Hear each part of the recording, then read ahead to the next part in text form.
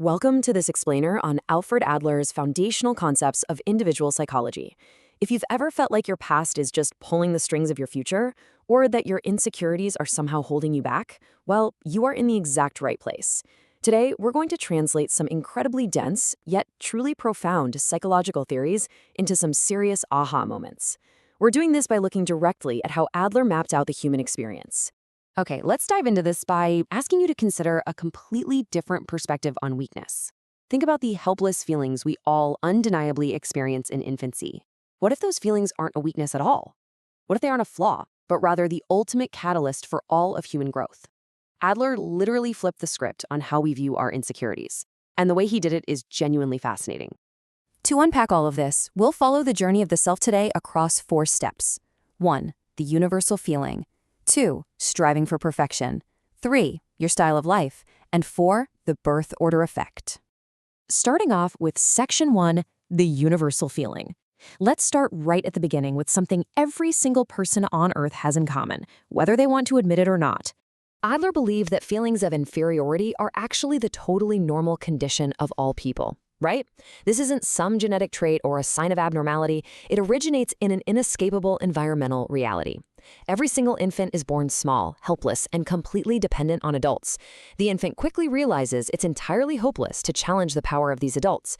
But instead of this being some tragic flaw, Adler saw it as a massive gift.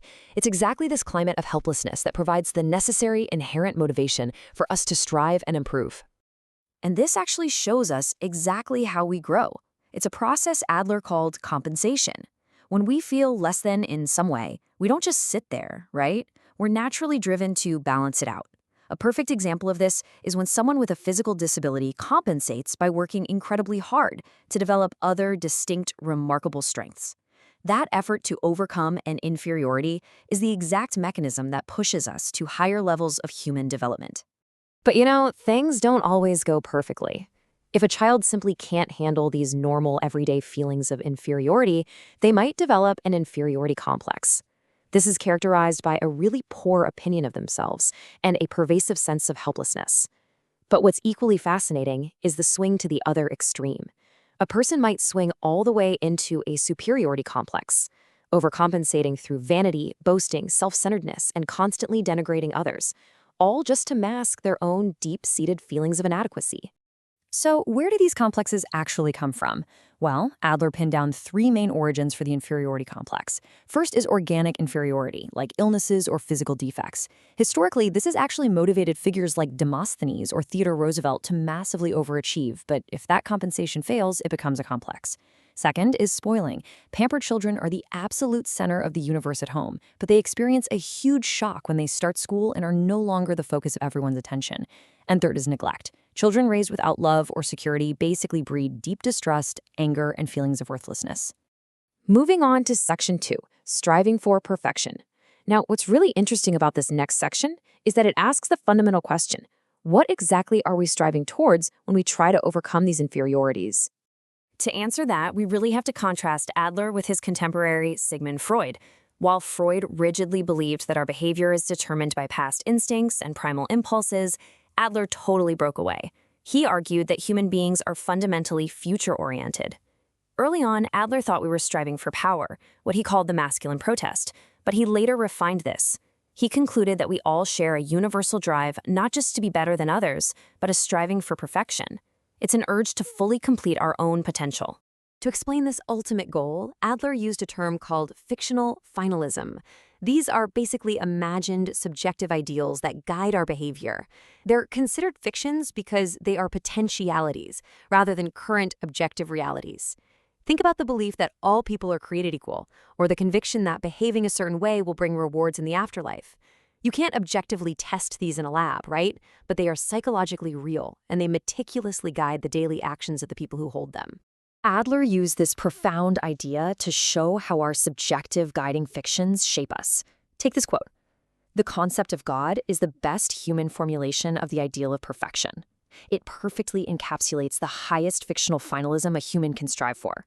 Interestingly enough, Adler noted that his own personal fictional finalism, his ultimate imagined goal, was to conquer death.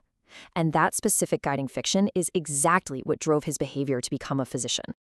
Okay, part 3, your style of life. Let's see how all this builds into the unique patterns of behavior we adopt every single day to reach those lofty goals. Adler called your daily pattern of behavior your style of life, and he noted it's largely formed by age 4 or 5 based on your early attempts at compensation. But before you think you're just a product of your childhood, consider the creative power of the self. Adler fiercely insists we are not passive victims of fate, heredity, or our environment. No way. Rather, your creative self consciously interprets your experiences to build your character. You select, you organize, and you create your own personality.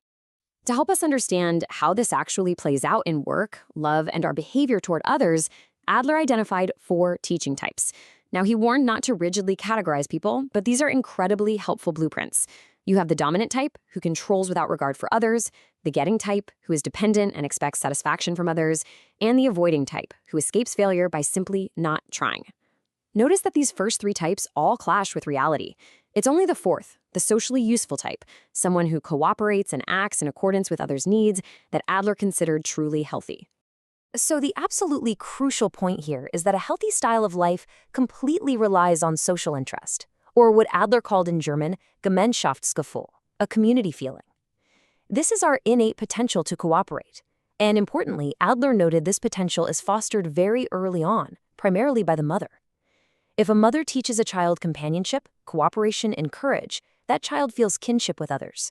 Without this social interest, individuals risk becoming neurotic, criminal, or entirely self-isolating. This brings us to section 4, the birth order effect. Now I want you to think about your own childhood for a second, as we explore how your specific position in your family served as the initial testing ground for your personality. Let's look at the firstborn. They start out with this beautifully secure existence and undivided parental attention. But then, boom, a shocking event occurs. They're completely dethroned by a second child. They lose their absolute power.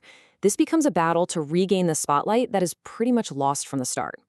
Consequently, firstborns can become nostalgic for the past, quite stubborn, and eventually grow into highly intellectual organizers who take a strong interest in order and often lean authoritarian, since they learn the dynamics of power so early on. Then we have the secondborn. The environment here is totally different.